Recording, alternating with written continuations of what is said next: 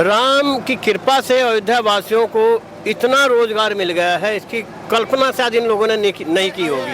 अयोध्या वासी नहीं, आसपास के पूरे क्षेत्र को इतना डेवलप हो जाएगा, इतना रोजगार मिलेगा कि आप कल्पना नहीं कर सकते। विश्व स्तर का पर्यटक जो है वो अयोध्या में प्रवेश करने रहेगा। बीजेपी गवर्नमेंट ने मुसलमानों के साथ या अल्पसंख्यकों के साथ किसी तरह का कोई भेदभाव किया है? सबसे बढ़िया क्या लगा योगी राज में? अरे भैया, कानून व्यवस्था इतनी अच्छी है, ईमानदारी इतनी कुछ अच्छी है। अखिलेश जी के राज में गुंडा राज था भाई, ये तो सबको पता है, ये तो आप इस क्षेत्र से पूछ ले, मुजफ्फरनगर की तो बात ही अलग है। अब की बार किसकी सरकार?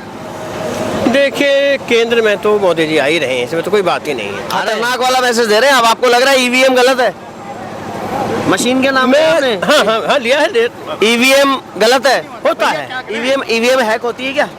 है? कौन बोला आपको? विनोद चेयरमैन, मुजफ्फरनगर से हूँ।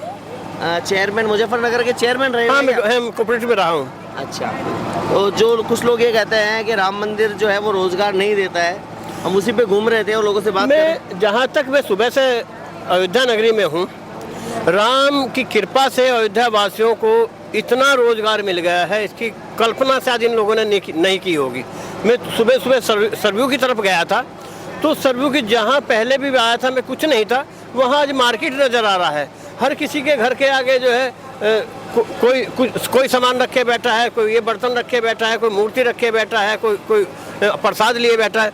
तो मैं देख रहा हूँ कि जैसा लखनऊ आदि में लोग पटरी वाला मार्केट करते हैं, तो एक ऐसा रोजगार पनप गया है इन लोगों को, पूरी अयोध्या वासी को। और अयोध्या को तो राम जी ने विश्व स्तरीय पर्यटक स्थल बना दिया है। मैं समझ रहा हूँ, जहाँ तक मेरी अपनी सोच है, लोग हरिद्वार को और जो आगरा को सब भूल जाएंगे। विश्व स्तर का पर्यटक जो है वो अयोध्या में प्रवेश करने रहेगा, बनेगा। हाँ, जैसा मैं देखता हूँ कि हरिद्वार में एक होटल टूरिज्म है, एक होटल का बहुत बड़ा व्यवसाय है।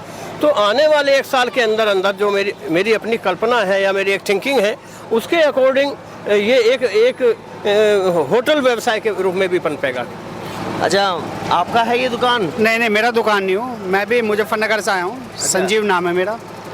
और हाँ, पूछे आप, पूछे। यही पूछ रहा हूँ मैं आपसे कि आपको क्या लगता है, रोजगार मिलेगा राम मंदिर से? मेरे हिसाब से अयोध्या वासी नहीं, आसपास के पूरे क्षेत्र को इतना डेवलप हो जाएगा, इतना रोजगार मिलेगा कि आप कल्पना नहीं कर सकते। जिनके घर में रोटी नहीं बनती नहीं, आज उनके घर में जाकर देखो, आराम से वो जो है ना, मतलब जो है ना, घी से खा रहे होंगे रोटी। इतना रोजगार है।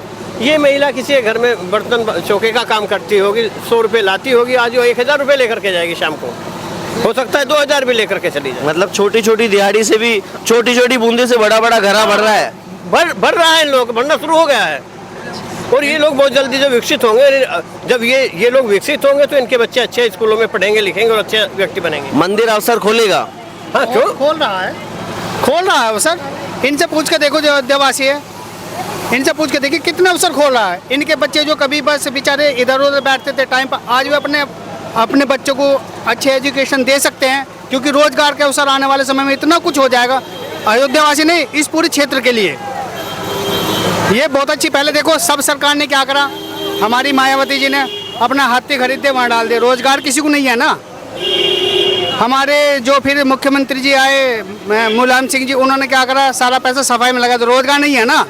इस सरकार ने सब जगह देखो आप रोजगार कितना। अयोध्या देख लो, अगर आप 2, 4, 5 साल पहले आए हो तो यहाँ पे कुछ नहीं होगा ना, खाने तक की व्यवस्था नहीं होगी बाहर वालों के लिए भी। इन बेचारों को तो क्या रोजगार मिलता, पर आज देखो बाहर वालों के लिए भी है, इन लोगों के लिए भी है। ये रोजगार तो जो ये सब है। देखिए, हम दोनों साथ हैं। मैं धर्मनिरपेक्षता को फॉलो करता हूँ, ये बीजेपी का कट्टर समर्थक है। दोनों साथ हैं। बीजेपी कब कहती है कि धर्मनिरपेक्ष नहीं होना चाहिए? कहती है, नहीं कहती है ना? नहीं। लेकिन जो है, जहाँ तक बात है रोजगार की, सरकार की, तो मैं नहीं कहूँगा ये जो निर्णय है मंदिर वाला, इससे इतना रोजगार पनपा है, इतना रोजगार पनपा है, बहुत उन्नति की तरफ ये लोग चले गए हैं।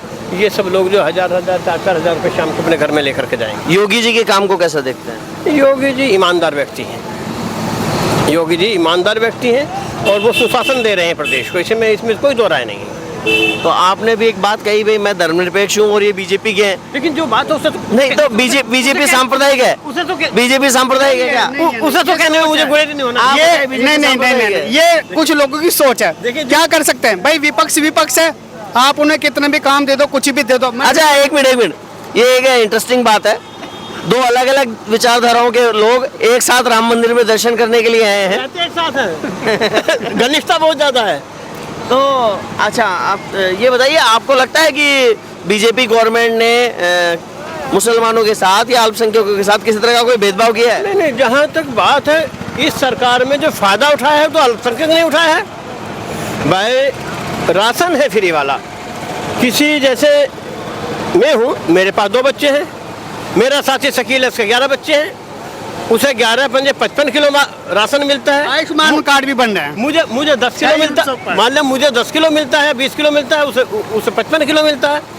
तो सॉल्यूशन क्या करें, 11 वाले को समझाएं या 2 वाले लग जाएं?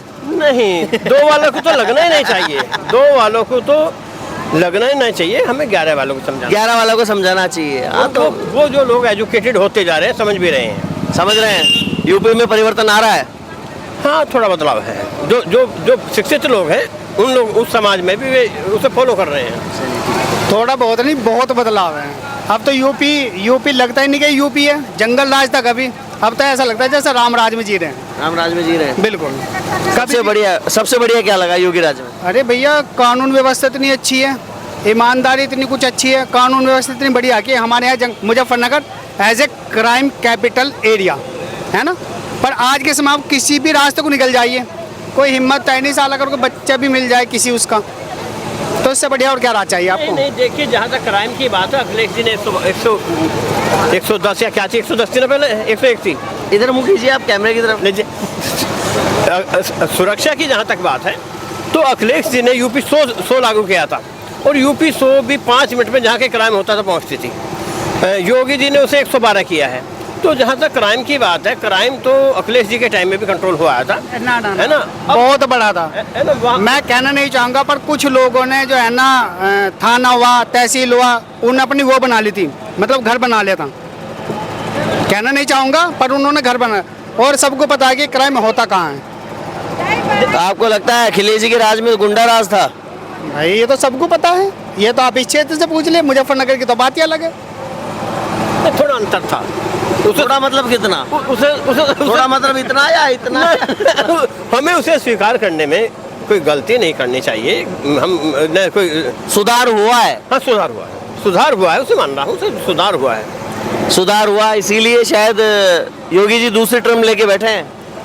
हाँ, अगर सुधार नहीं होता तो शायद यूपी की जनता बदल देती। देखिए, तीसरी बार भी आएगी। देखिए, जहाँ तक सुधार, अच्छा हाँ, जहाँ तक दूसरा, अच्छा आप बताइए, अब की बार किसकी सरकार?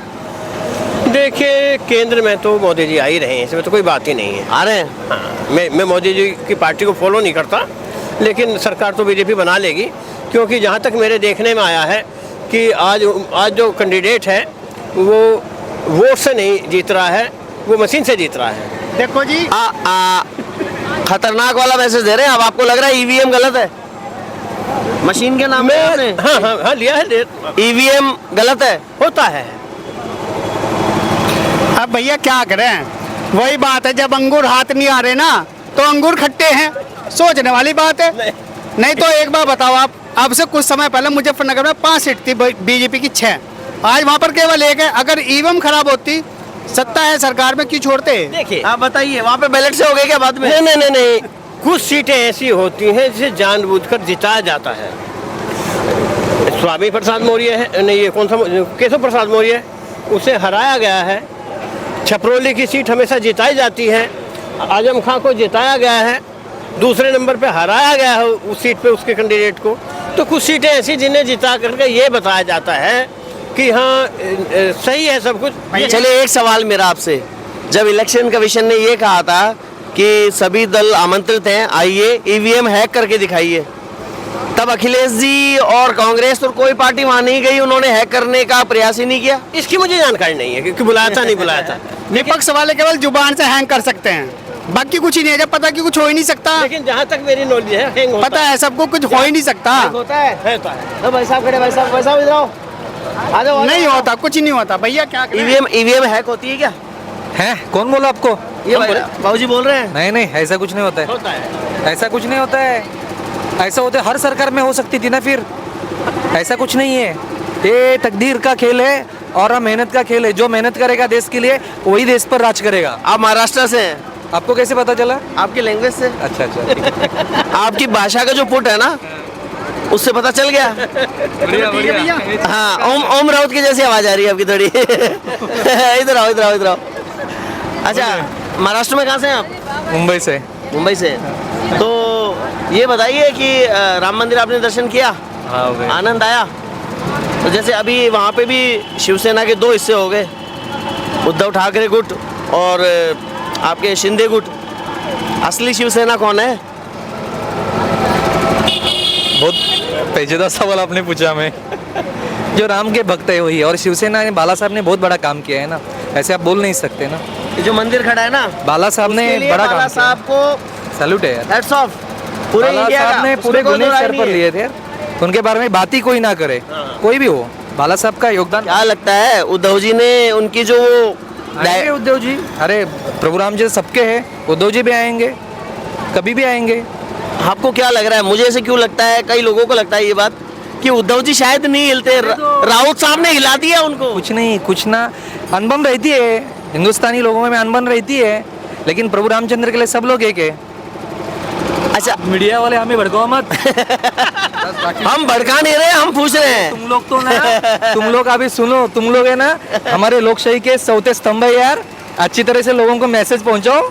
मैसेज हम आपका पहुंचाएंगे, जो जैसा है वैसा का वैसा पहुंचाएंगे।